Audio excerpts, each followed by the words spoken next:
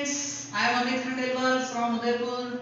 तो बच्चों, हम आज के लेक्चर में क्या पढ़ेंगे? कूलॉम्स लॉ पढ़ने वाले हैं और इससे रिलेटेड न्यूमेरिकल्स सॉल्व करने वाले हैं। और अभी तक जो भी फॉर्मूलाज पढ़े हैं उनका भी यूज होगा कूलॉम्स लॉ से रिलेटेड न्यूमेरिकल्स में। तो क्या है कूलॉम्स लॉ, हम देखेंगे। There are two static charges. Two static charges हैं Q1 and Q2 are placed at two static charges Q1 and Q2 both are placed at distance r apart to each other in air or vacuum। इनके चारों ओर, इनके around क्या है? Air या vacuum में रखे हुए हैं ये। Then the force of attraction और repulsion acting between both charges means F। इन दोनों चार्जेस के अलोंग एक्टिंग अट्रैक्शन और रिपल्शन फोर्स का जो मैग्नीट्यूड होता है। अट्रैक्शन फोर्स कब होता है? When first charge is negative and second charge is positive, या इसकी अपोजिट कंडीशन, फर्स्ट पॉजिटिव हो सेकंड नेगेटिव हो। रिपल्शन फोर्स कब लगेगा? When both charges are in positive polarity और in negative polarity. It means दोनों पॉजिटिव हो या दोनों नेगेटिव हो। तो दोनों चार्जेस के बीच में लगने वाला जो फोर्स ऑफ अट्रैक्शन और रिपल्शन होगा, जिसको हम F से डिनोट करेंगे, यहां F is the force acting between static charges Q1 and Q2। ये स्टैटिक होने चाहिए, मूविंग नहीं होने चाहिए charges. And R is the distance between both charges means Q1 and Q2 charges के बीच में जो डिस्टेंस है उसको हमने किससे शो किया? R से। तो students, F is directly proportional to क्या होता है? Q1 Q2। The force of attraction or repulsion acting between both charges is directly proportional to product of magnitude of both charges means F is directly proportional to Q1 Q2 and inversely proportional to square of the distance between both charges। If we are combining these two equations, then F is directly proportional to Q1 Q2 and inversely proportional to R square।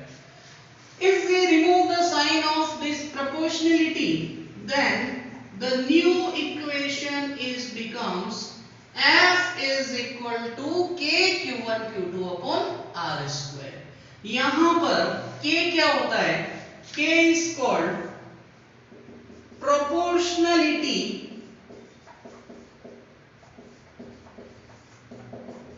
constant। K को हम किससे denote करते हैं? Proportionality constant. It is called proportionality constant और we can say it Coulomb's constant. इसका another name क्या है? Coulomb's constant. K का जो मैग्नीट्यूड होता है इन एयर और वैक्यूम क्या होता है? 1/4 pi epsilon not. 1/4 pi epsilon not. And epsilon not क्या है इसके बारे में मैं आपको बता रहा हूं। K के बारे में भी बता रहा हूं। प्रोपोर्शनलिटी कांस्टेंट किसको हम बोलते हैं? यहां K को। यहां पहले एक चीज आप देखें, K का जो फॉर्मूला है 1/4 पाई एप्सिलॉन नॉट और इसकी वैल्यू क्या होती है? 9 into 10 power 9 newton metre square upon coulomb square. ये वैल्यू आपको न्यूमेरिकल्स में डायरेक्ट ध्यान रखनी है। K की वैल्यू क्या होती है? 9 into 10 power 9 newton metre square upon coulomb square. Now हम K का जो फॉर्मूला है 1/4πε0, इसको अगर यहां पर पुट करते हैं तो F इज इक्वल टू क्या, न्यू फॉर्म में कन्वर्ट होगा formula 1/4πε0 Q1 Q2 upon R square. F is equal to 1/4πε0 Q1 Q2 upon R square। इस फॉर्मूले को force acting between two charges Q1 and Q2 हम ऐसे भी पुट कर सकते हैं क्वेश्चंस में और ऐसे भी पुट कर सकते हैं, एक ही बात है। अब मैं यहां पर आपको डिफाइन करता हूं कि epsilon not and proportionality constant, जिसको हम बोलते हैं कूलॉम्स कांस्टेंट, इसका मीनिंग क्या है। तो प्रोपोर्शनलिटी कांस्टेंट, ये जो कूलॉम्स कांस्टेंट है, ये डिपेंड करता है पूरे तरीके से एप्सिलॉन नॉट की वैल्यू पर। अगर एयर या वैक्यूम है, और अगर यहाँ एयर और वैक्यूम में नहीं रखे हैं दोनों चार्जेस, किसी मीडियम में रखें, मीडियम के केस में इन दोनों चार्जेस को हम मान लीजिए वाटर में रख दिया। मीडियम यहां पर क्या हो सकता है, मीडियम वाटर हो सकता है, वाटर में रख दिया, या मान लीजिए कि वैक्स में रख दिया, वैक्स समझते हैं आप, मोम, या कोई भी डाइइलेक्ट्रिक मीडियम यहां पर प्लेस्ड कर दिया। डाइइलेक्ट्रिक मीडियम मींस ऐसे मटेरियल जिसमें से जिनकी कंडक्टिविटी कम होती है, जिसमें से करंट फ्लो नहीं होती है, उसको बोलते हैं डाइइलेक्ट्रिक मीडियम। तो यहां पर क्या होगा, K की वैल्यू पूरी तरीके से डिपेंड करेगी एप्सिलॉन नॉट की वैल्यू पे। एप्सिलॉन नॉट को हमने यहां पर क्या समझा, epsilon naught is called permittivity of free space, permittivity of free space और electric permittivity, electric permittivity of air और vacuum, electric permittivity of air और वैक्यूम। एप्सिलॉन नॉट को हम इससे डिनोट करते हैं इलेक्ट्रिक परमिटिविटी ऑफ एयर और vacuum. लेकिन अगर हमने इन दोनों चार्जेस के बीच में कोई मीडियम रख दिया, मीडियम को हम क्या बोलते हैं, डाइइलेक्ट्रिक मीडियम। तो इस केस में यहां पर जो इलेक्ट्रिक परमिटिविटी एप्सिलॉन नॉट था, जिसको हमने यहाँ K की वैल्यू में पुट किया है, ये एयर एंड वैक्यूम के रेस्पेक्ट में होगा। अगर एयर और वैक्यूम नहीं है तो अब आप डाइइलेक्ट्रिक मीडियम के केस में यहां पर एप्सिलॉन पुट करते हैं। एप्सिलॉन क्या है, what is epsilon? Epsilon is called absolute permittivity, absolute permittivity. और एब्सोल्यूट परमिटिविटी को हम और किस तरीके से बोल सकते हैं, हम इसको और डिनोट कर सकते हैं electric permittivity of medium. EP का मीनिंग क्या है, इलेक्ट्रिक परमिटिविटी ऑफ एयर और वैक्यूम को रिप्लेस करेंगे इससे, मीडियम से। तो उसको हम किससे शो करते हैं, E से। अच्छा बच्चों, क्या मीनिंग है परमिटिविटी वर्ड का? एप्सिलॉन नॉट हम यूज कर रहे हैं, एप्सिलॉन यूज कर रहे हैं, एब्सोल्यूट परमिटिविटी बोल रहे हैं, परमिटिविटी ऑफ फ्री स्पेस बोल रहे हैं, ये है क्या? तो अब आपको इसकी डेफिनेशन में बताने जा रहा हूं, ध्यान से सुनना है। परमिटिविटी का मीनिंग है किसी भी टू चार्जेस है, मान लीजिए Q1 एंड Q2, इनके बीच में जो भी मीडियम है, मीडियम क्या हो सकता है, आपने पढ़ा एयर और वैक्यूम है, या कोई अनदर डाइइलेक्ट्रिक मीडियम है। तो उस मीडियम की वो प्रॉपर्टी जिसके इफेक्ट में इन दोनों चार्जेस के बीच में जो फोर्स होता है, वो उसका मैग्नीट्यूड डिपेंड करता है, उसको बोलते हैं परमिटिविटी। यानी कि बोथ चार्जेस के अलोंग जो फोर्स यहां पर लग रहा है, ये कितने मैग्नीट्यूड में लगेगा, ये डिपेंड करता है इसके चारों ओर जो मीडियम है, उस मीडियम की इलेक्ट्रिक परमिटिविटी पे। तो समझ में आया आपको इलेक्ट्रिक परमिटिविटी का मीनिंग? मैंने क्या बोला डेफिनेशन में इसकी बोल रहा हूं, electric permittivity is that property of the medium between two static charges in which the force acting between both charges is depend. The magnitude of force acting between both charges is depend is called electric permittivity. तो यहाँ पर बच्चों आपने देखा कि यहाँ air के case में इलेक्ट्रिक परमिटिविटी को हम किससे शो कर रहे हैं? एप्सिलॉन नॉट से। मीडियम के केस में किससे शो कर रहे हैं? एप्सिलॉन से। अब एक कंडीशन में यहाँ पे आपको बताने जा रहा हूं कि मान लीजिए ये जो दोनों चार्जेस है Q1 एंड Q2 ये इक्वल मैग्नीट्यूड के हैं, उनका मैग्नीट्यूड कितना है? 1 कूलम्ब मींस यूनिट कूलम्ब। तो यहाँ पर आप ऐसा कंसीडर करो कि Q1 एंड Q2 दोनों का मैग्नीट्यूड कितना है? 1 coulomb and the distance between both charges in air और vacuum is 1 metre means unit metre. And in this condition the force of attraction or repulsion acting between the charges F is equal to K। क्या होगा? Q1 Q2 का value 1, R की value क्या है? 1 square, K की value आपने क्या अभी देखी थी? 9 × 10 पावर 9। ये वैल्यू मैं यहां पुट करता हूं तो ये वैल्यू आपके पास कितनी बनी? 9 × 10 पावर 9 न्यूटन। ये 1 1 1 यूनिट वैल्यू है, इसको मल्टीप्लाई डिवाइड करोगे कोई इफेक्ट नहीं आएगा। वैल्यू F की वैल्यू किसके इक्वल हो जाएगी? K की वैल्यू के। एंड K का वैल्यू यहाँ पर आपने क्या पुट किया है? 9 × 10 power 9 newton metre square upon coulomb square. क्या मीनिंग है इसका? क्या स्टेटमेंट बन रहा है? सुनेंगे आप। When two static charges are equal in magnitude, both are placed at 1 meter apart to each other in air or vacuum. If the force acting between both charges is 9 × 10 power 9 Newton, then the magnitude of charges is 1 coulomb। समझ में आया आपको? मैंने जो यहाँ पर लिखा है वही चीज बोल के बताई है। तो ये चीज आपको क्लियर है बच्चों कि टू चार्जेस अगर इक्वल है मैग्नीट्यूड में, दोनों एयर और वैक्यूम में एक दूसरे से कितनी डिस्टेंस पर है? 1 मीटर की डिस्टेंस। इन दोनों के बीच में डिस्टेंस कितनी हो? 1 मीटर। और अगर इन दोनों चार्जेस के बीच में एक्टिंग जो फोर्स का मैग्नीट्यूड है वो कितना हो? 9 × 10 पावर 9 न्यूटन। तो इन दोनों चार्जेस का मैग्नीट्यूड भी कितना होगा? 1 कूलम्ब। यहां तक क्लियर है?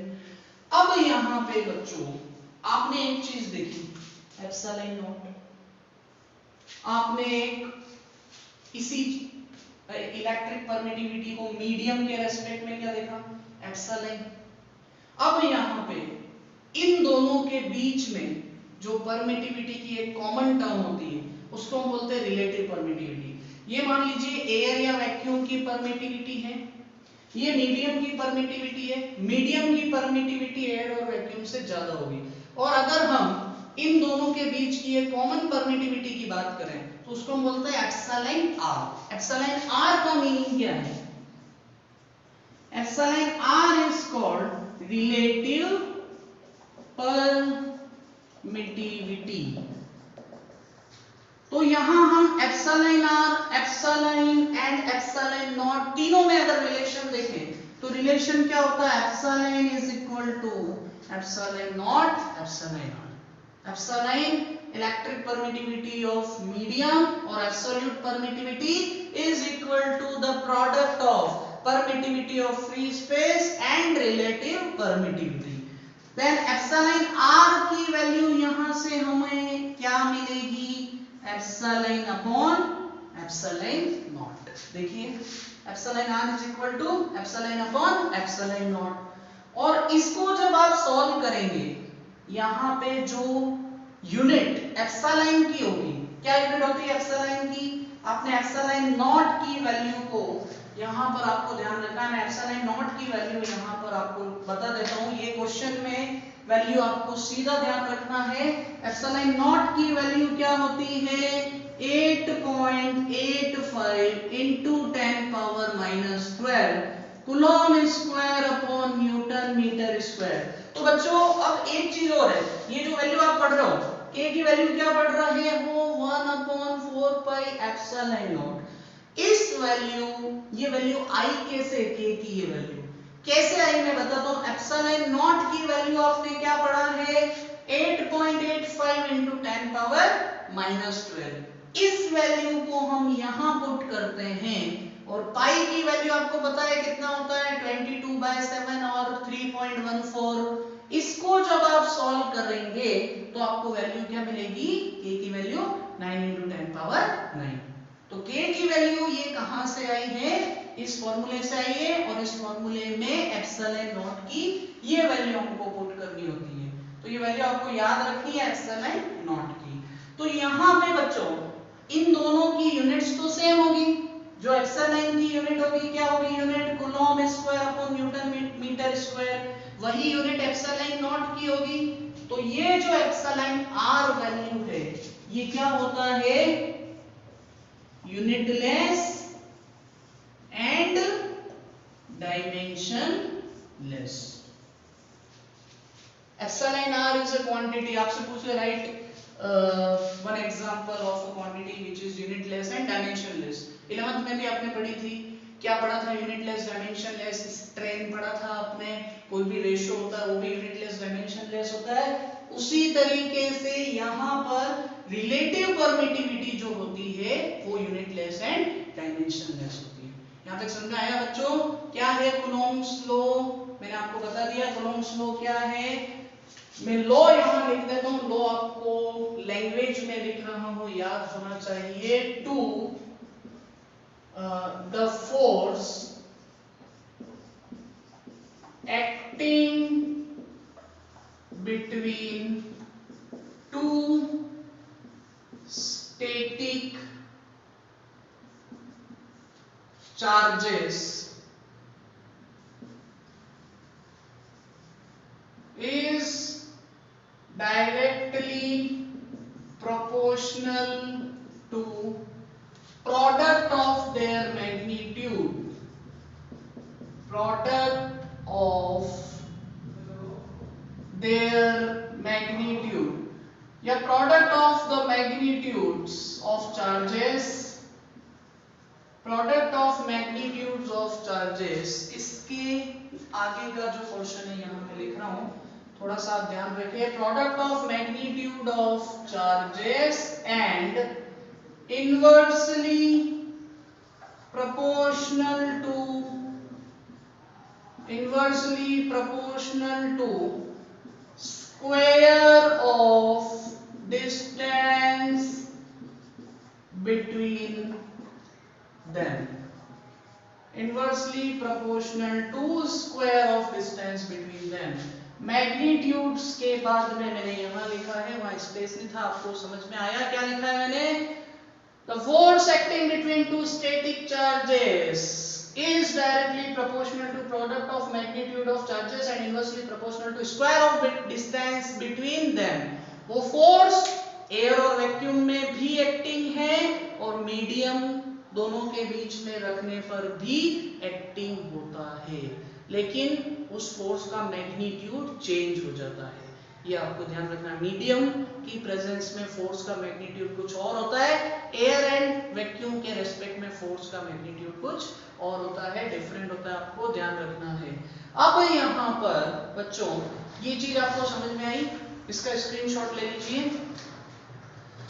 अब यहाँ पर इसी फॉर्मूले को मैं आपको एक और तरीके से बताता हूँ, एक डिफरेंट मेथड से, जो हमको यहाँ पर मीडियम के केस में क्वेश्चन में यूज होने वाला है, तो वो मैं आपको बता रहा हूँ।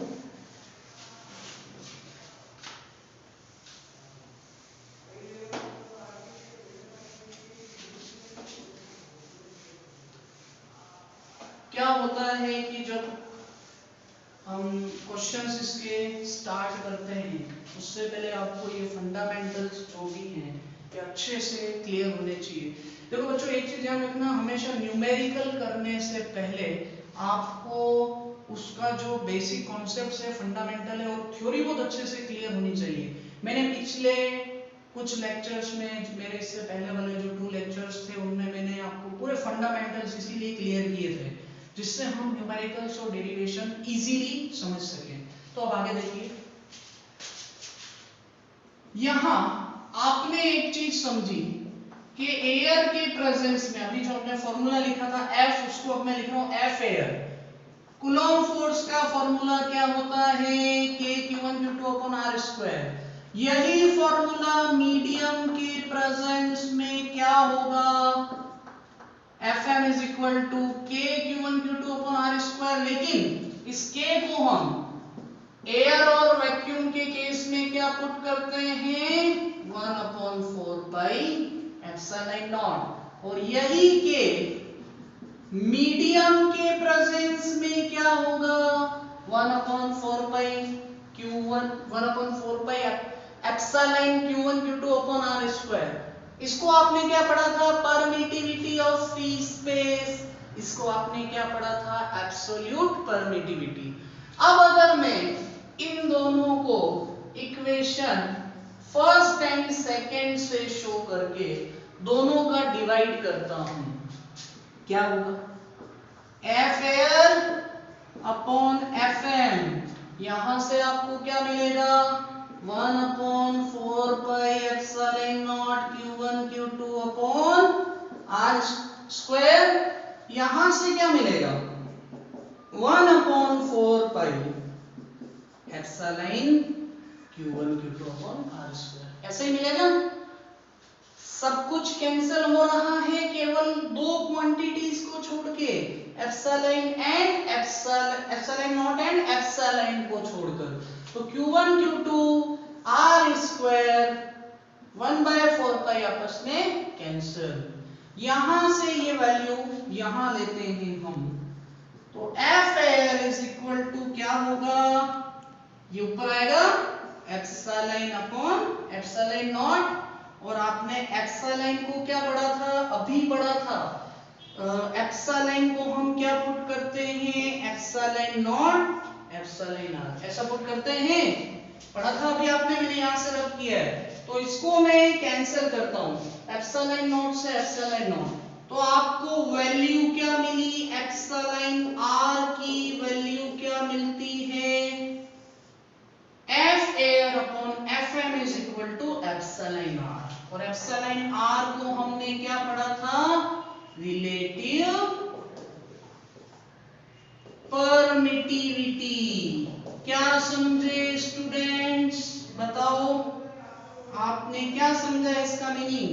आपने रिलेटिव परमिटिविटी का यहाँ फॉर्मूला और उसकी डेफिनेशन समझी।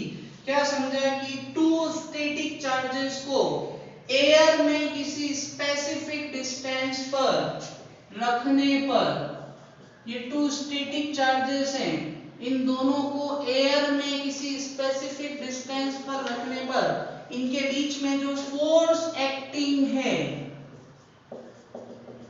एयर और वैक्यूम में जो फोर्स एक्टिंग है दोनों चार्जेस के बीच में, उस फोर्स का जो मैग्नीट्यूड है, और इन दोनों को मीडियम में रखने पर इनके बीच में जो फोर्स लगेगा, इनके बीच में मान लीजिए हमने कोई मीडियम रखा, अब मीडियम की प्रेजेंस में यहाँ जो फोर्स लग रहा है, डिस्टेंस r ही है, फोर्स कितना? Fm। तो उस केस में इन दोनों फोर्सेस का जो रेशियो होता है वो वैल्यू किसके इक्वल होती है? रिलेटिव परमिटिविटी के। ध्यान से सुनेंगे, the ratio of force acting between 2 static charges when they are placed at specific distance in air to the force acting between them in medium in similar distance is called relative permittivity. The ratio of both forces is called relative permittivity. तो ये चीज आपको समझ में आई बच्चों? हमने value किसकी समझी है? एप्सिलॉन r की वैल्यू। अब यहाँ पे एप्सिलॉन r का आपने फॉर्मूला देखा है। एप्सिलॉन r की अगर हम वैल्यू की बात करें तो एप्सिलॉन r की वैल्यू होती है 1/4 एयर और वैक्यूम। 1 किस में होती है? एयर और वैक्यूम में। एप्सिलॉन आर की वैल्यू 80 होती है फॉर वाटर। पानी में अगर डाइलेक्ट्रिक मीडियम वाटर है, पानी, दोनों चार्जेस के बीच में, तो एप्सिलॉन आर की वैल्यू क्या होगी? 80। एयर और वैक्यूम में कितनी होती है? 1। एप्सिलॉन आर की वैल्यू 6 होती है माइका। माइका क्या है? अपरद, दोनों मीडियम्स के बीच में जो एप्सिलॉन आर, अगर मीडियम डाइलेक्ट्रिक मीडियम माइका है तो उसकी वैल्यू कितनी होती है? 6 होती है। और अगर मेटल है तो मेटल के रेस्पेक्ट में ये वैल्यू अप्रोक्सीमेट कितनी होती है? इनफाइनाइट। ये मैंने मैक्सिमम वैल्यूज लिखी है, जैसे माइका के लिए 3 to 6 तक वेरी करती है, तो मैंने मैक्सिमम लिखा है वैल्यू। यहाँ पर मेटल्स के लिए हाई होती है, बहुत ज्यादा। मैक्सिमम कितनी होती है? इनफाइनाइट। एयर और वैक्यूम के लिए 1, वाटर के लिए 80। तो यहां तक आपको समझ में आया बच्चों? अब हम कूलॉम, अच्छा न्यूमेरिकल्स में कूलॉम्स लॉ जो अभी हमने समझा है, यही फॉर्मूले यूज होने वाले हैं। लेकिन जब हम इसको वेक्टर फॉर्म में देखेंगे तो कहीं कहीं कुछ क्वेश्चंस में वेक्टर वाला भी फॉर्मूला है कूलॉम्स लॉ की। मैं इसके जस्ट बाद कूलॉम्स लॉ आपको समझाने जा रहा हूं इन वेक्टर फॉर्म। तो यहां तक आप देखो, इसका स्क्रीनशॉट लो, अब वेक्टर फॉर्म में बताएंगे। Coulomb's law in vector form के रेस्पेक्ट में हम जो बेसिक फॉर्म थी, दोनों में क्या चेंज है वो देखेंगे। Coulomb's law in vector form ऐसा मान लीजिए कि ये एक 3D सिस्टम है। x, y and z axis के अलोंग यहां पर 2 चार्जेस हैं, 2 static charges q1 and q2। q1 का पोजीशन वेक्टर है r1 एंड q2 का पोजीशन वेक्टर है r2। q1 q2 पर जो फोर्स अप्लाई कर रहा है, उस फोर्स का मैग्नीट्यूड कितना है? F21। The force acting from q1 towards q2 is F21 and similarly q2 q1 पर जो फोर्स अप्लाई कर रहा है, उस फोर्स का मैग्नीट्यूड कितना है? F12। q1 टू q2 जो डिस्टेंस है, उस डिस्टेंस का वैल्यू कितनी है? r12, वेक्टर r12 हम वेक्टर फॉर्म में कंसीडर कर रहे हैं। Force, both forces are in vector form and the distance between q1 to q2 is vector r12. Similarly, distance between q2 to q1 is vector r21 and there are 2 charges q1 and q2 in between x y z axis in 3D system। तो यहां पर students हम अगर equation according to Coulomb's law यहां पर लिखें F21, क्या होगी? इन दोनों चार्जेस के बीच में लगने वाले फोर्स F21 की वैल्यू ये होगा k q1 q2 upon q1 to q2 की डिस्टेंस कितना है? r12 square. साथ में यहाँ r12 का यूनिट वेक्टर भी पुट करते हैं वेक्टर फॉर्म में, तो इसको हम क्या बोलते हैं? Unit vector of r12। ये क्या है? Force acting from q1 to q2, q1 से q2 पर लगने वाले फोर्स का मैग्नीट्यूड है। अच्छा, यहां पर हम F21 इज इक्वल टू क्या पुट करने वाले हैं? k q1 q2 upon r12 square, और r12 कैप को आप और क्या पुट करेंगे? Vector r12 upon mode of r12। ये यूनिट वेक्टर का फॉर्मूला आपने 11th में भी पढ़ा है, आपको पता है ये फॉर्मूला। मैंने उसी फॉर्मूले के पैटर्न पे इसको ऐसा लिखा है। हम इसको और कैसे लिख सकते हैं? By combining these two values हम इसको और क्या पुट कर सकते हैं? k q1 q2 upon R12 mod of R12 का क्यूब स्क्वायर एंड ये दोनों आपस में कंबाइंड हो चुके हैं और यहाँ पर हमको रिमेनिंग टर्म में क्या मिलता है वेक्टर R12। तो ये क्या है students, it is the magnitude of force acting from Q1 to Q2 in vector form in Coulomb's law. अब हम इसी फोर्स को F12 Q2 to Q1 पर जो फोर्स लग रहा है उसके रेस्पेक्ट में देखें तो उसका मैग्नीट्यूड क्या होगा कि Q1 Q2 सेम रहेंगे, चार्जेस का मैग्नीट्यूड। मैं डायरेक्ट ये इक्वेशन लिख रहा हूं बच्चों, आपको सीधा ध्यान रखना है केवल यहां पर चेंज किस में आएगा, डिस्टेंस में। ये जो डिस्टेंस Q1 to Q2 कितना था R12, now Q2 to Q1 distance कितना है R21। तो मैं यहां पर R21 क्यूब और यहां पर डिस्टेंस को रिप्लेस करता हूं वेक्टर R21 से। ये वैल्यू किसकी है बच्चों, it is the force, it is the magnitude of force acting from Q2 to Q1। It is a Coulomb force. ये कूलॉम फोर्स जो भी है अट्रैक्शन और रिपल्शन नेचर का Q2 से Q1 पर लगने वाले उस कूलॉम फोर्स की वैल्यू है।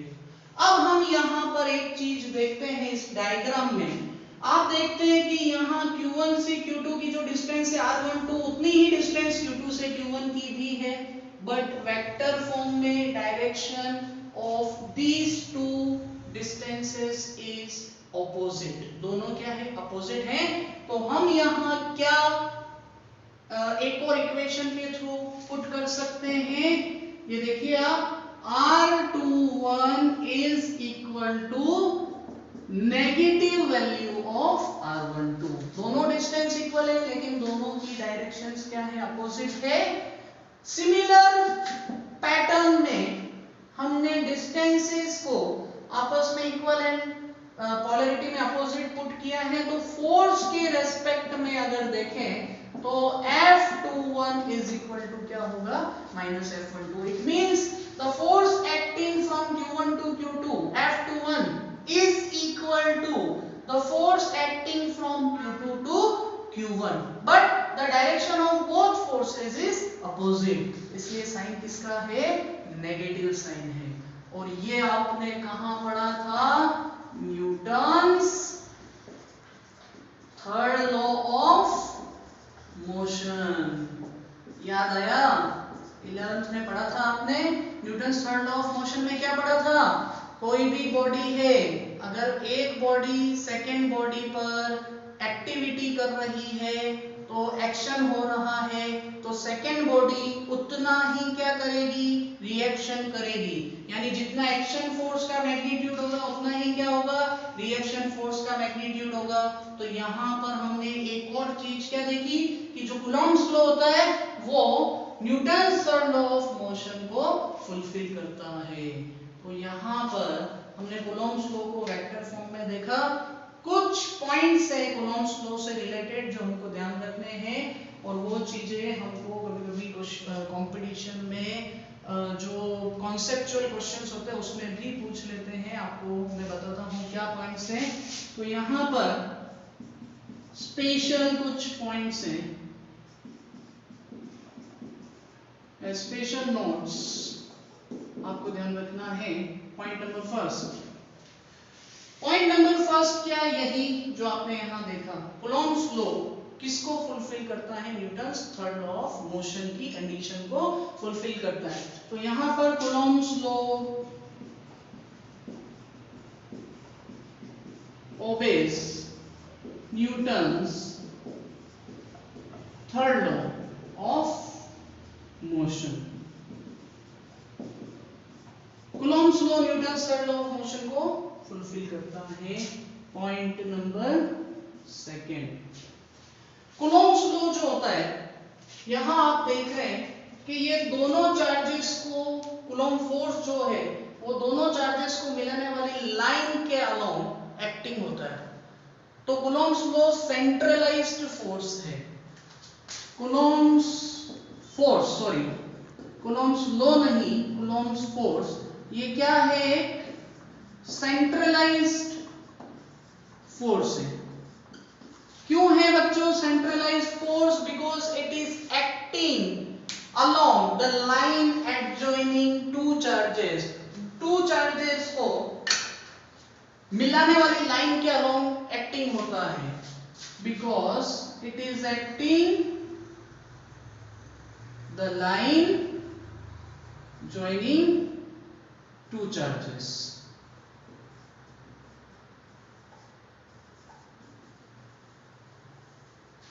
टू चार्जेस में लगने वाला जो कूलॉम फोर्स है वो उन दोनों के बीच में जो लाइन एडजॉइन होती है उसके अलोंग वर्क करता है।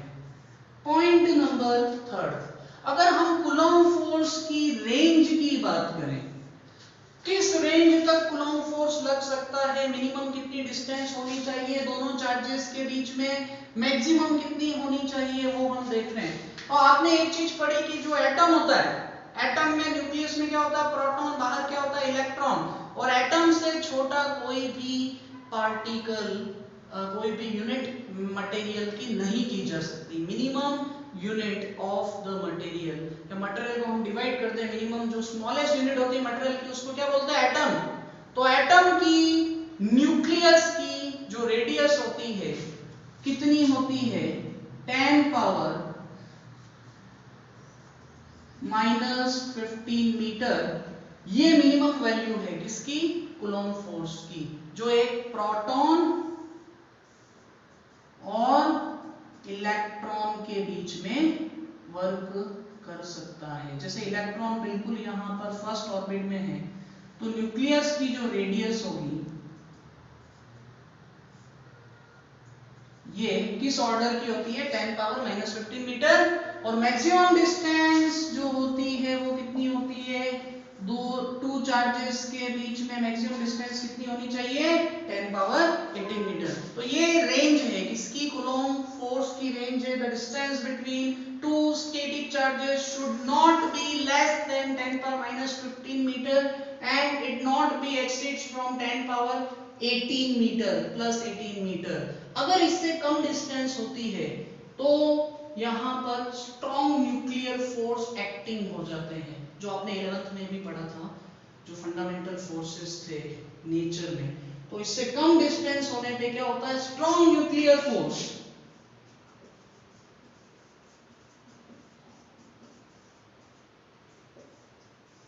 एक्टिंग होते हैं। इसीलिए डिस्टेंस इस वैल्यू से कम नहीं होनी चाहिए। अच्छा, यहां पर कूलॉम्स लॉ की ड्रॉबैक्स भी हैं, वो भी आपको पता होनी चाहिए।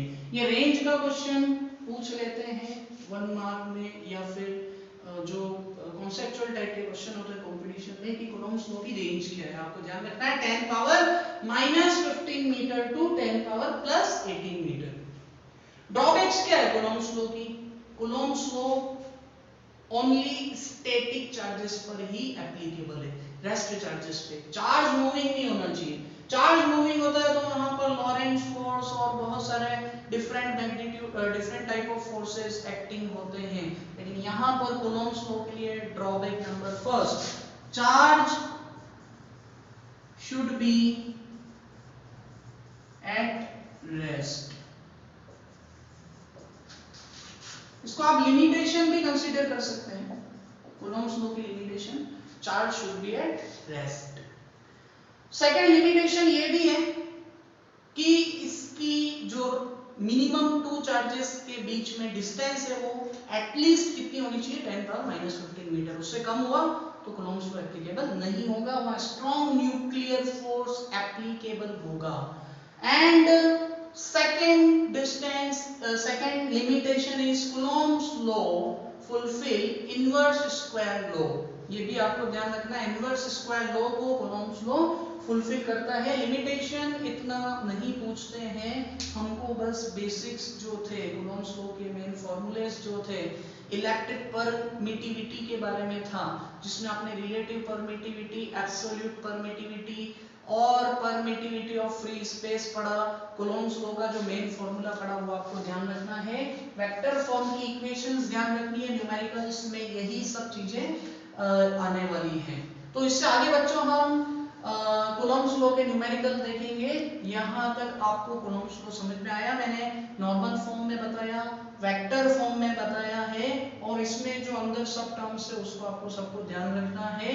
अब हम इसके बाद में इससे रिलेटेड क्वेश्चंस स्टार्ट करेंगे, और Coulomb's law and quantization of charge वाली जो प्रॉपर्टी थी जिसके हमने कुछ न्यूमेरिकल्स पिछले लेक्चर में देखे थे, वो प्लस कूलॉम्स लॉ दोनों से रिलेटेड और न्यूमेरिकल्स यहाँ पर देखने वाले हैं, और बहुत ही इंटरेस्टिंग तरीके से क्वेश्चंस को सॉल्व करेंगे, वैरायटीज ऑफ क्वेश्चन यहाँ पर देखने वाले हैं। इसको आप देखें, इससे आगे का फिर मैं बताता हूँ, इसका स्क्रीनशॉट लें।